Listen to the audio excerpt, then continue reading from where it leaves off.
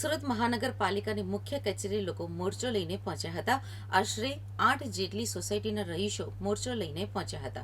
મહિલાઓ ગેટ સામે જ ધરણા ઉપર બેસી ગઈ હતી। વિપક્ષના કોર્પોરેટરો પણ એમાં જોડાયા હતા।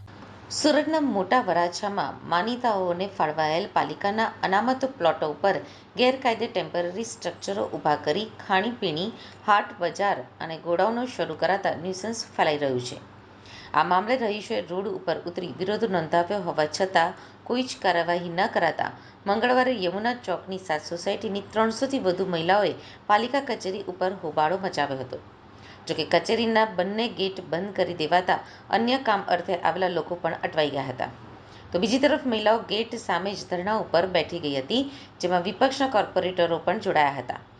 કોર્પોરેટર મોનાલી હિરપરાએ કહ્યું કે શાસકો મળતિયાઓને લાભ આપવા ખાસ કેસ તરીકે દરખાસ્ત રજૂ કરી પ્લોટ ફાળવ્યા છે, જ્યાં મોડી રાત સુધી ધમધમતા ડોમમાં અસામાજિક પ્રવૃત્તિઓ પણ ચાલે છે। મેયરના ભાઈબંધુઓને પણ પ્લોટો ફાળવી ડોમ બનાવાયા છે।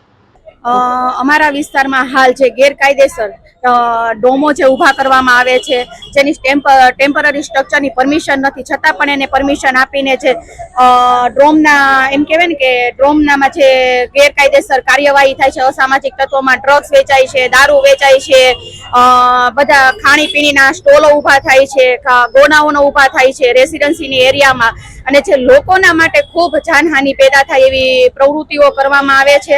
અને વારંવાર લોકોની રજૂઆત હોવા છતાં પણ એના માટે કોઈ કાર્યવાહી મેયર થકી કે કમિશનર દ્વારા કરવામાં નથી આવતી। એના માટે અગાઉ પણ મોટા વરાછામાં આ બાબતને લઈને પબ્લિક રોડ ઉપર ઉતરી હતી, અને આજે પણ લોકો પોતાના હક માટે અને જે પ્લોટો એસએમસીના છે, જે કોઈના જે વેરા ભરે છે, પોતાના હક માટે જે સુવિધાઓ ઉપલબ્ધ કરવા માટેની રજૂઆતો કરવામાં આવ્યા છે, છતાં પણ આજે મેયર નથી એમને મળવા જવા દેતા કે નથી મેયર એમને નીચે મળવા। બસ અમારી સોસાયટી કૃષ્ણા ટાઉનશીપ મોટા વરાછા છે, એમની પાછળ જે ડોમ બની રહ્યા છે ત્યાં અમારે ગાર્ડન બનાવવું છે બસ, કેમ કે ત્યાં જે બને છે એ અસામાજિક તત્વોનો એક અડ્ડો બની રહ્યો છે।